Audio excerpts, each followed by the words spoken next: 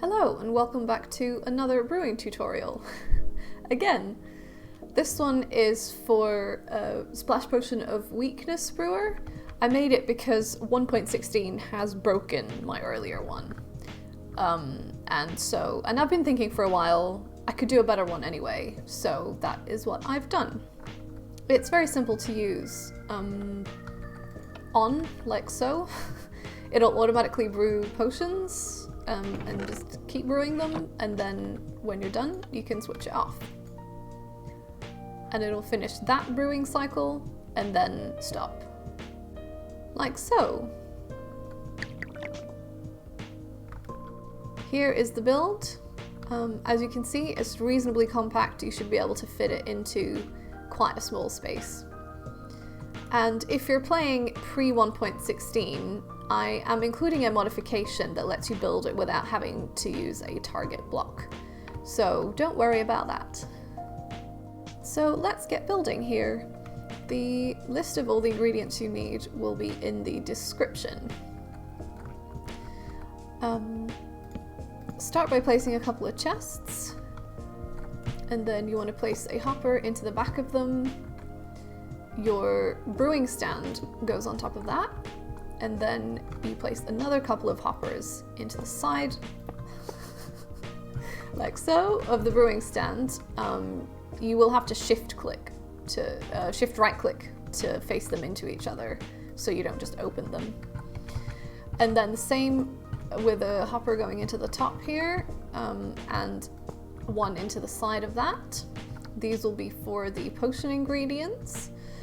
Then let's place a couple of blocks here up so that we can easily place the droppers. You want a dropper facing into it from the side and one facing up into it from below, and then get rid of that block. Next, come up here, place a redstone comparator there, shift right click again. This is what the Clockless mechanism uses. This goes into a block, and then place more blocks in this configuration. Redstone dust there, and then a repeater coming out of this block on 4 ticks. Then let's delete these blocks here. I say delete, I mean break. Put some redstone dust like this. Target block here with a torch on top of it, and then a repeater there. Lastly, the on-off switch goes here. We place a block and then a lever on that. And then, I forgot this, a couple of chests here for the water bottles. And that is all of the redstone. Now, we still need to do a bit to set the system up. The first thing is the potion ingredients, which go in these 2 droppers. It doesn't matter which way around they go. The potions can brew whichever ingredient comes through first, but the Clockless mechanism requires us to place the trailing ingredient in the brewing stand at the very start when we build the system. This isn't something you're going to have to do any other time unless you need to rebuild the system. It'll do it automatically, but just the first time we have to put it in here. So you will need to work out in your world which ingredient comes through first and which comes through last. That doesn't seem to be entirely consistent across worlds, so I can't tell you which dropper will drop into this hopper first. The easiest way to find out is to remove that hopper and then just remove and replace this torch. And here you can see the fermented spider eye has come in second. So let's just replace that and remove these ingredients. So you want to place a fermented spider eye in the system, the one that came through second. Next, we need to put 22 blocks in this hopper. They need to be blocks that stack to 64 and that can't go into a brewing stand, and this controls the Clockless mechanism too.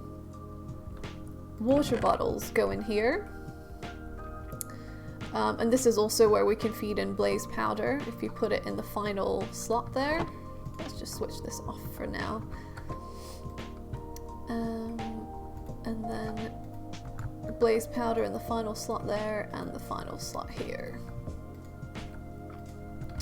And they will just trickle through while the system is running.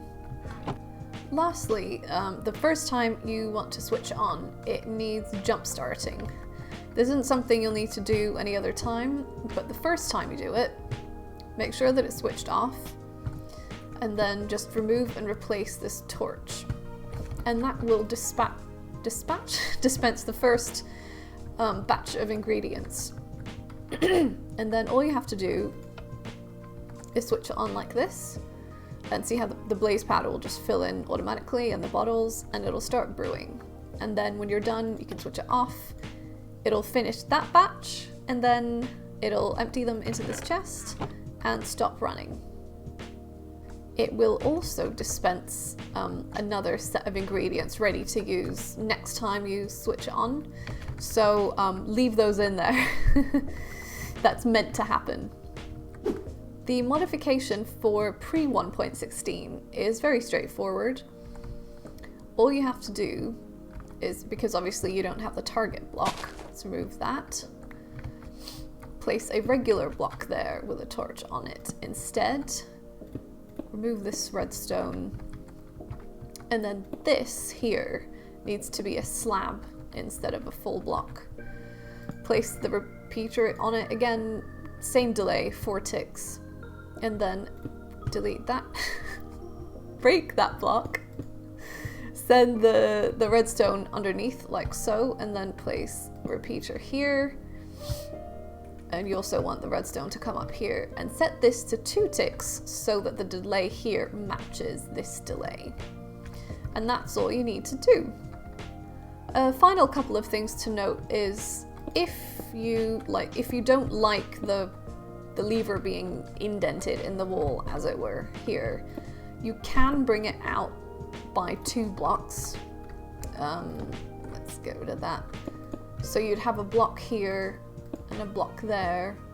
Place redstone dust on that block, and then the lever here. And then you could have it, if for example you wanted the whole thing set into the wall, you could have it like that.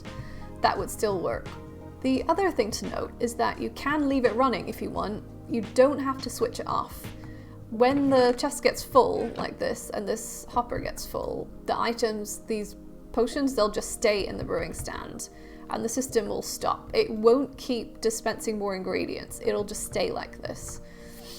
All you need to do, like when you've emptied this chest out a bit and there's some space, to get it running again, just remove the potions manually from the brewing stand. I think this is... I don't know what happened there. Yeah, and it'll just start running again, and it'll keep going. And that's all there is to it.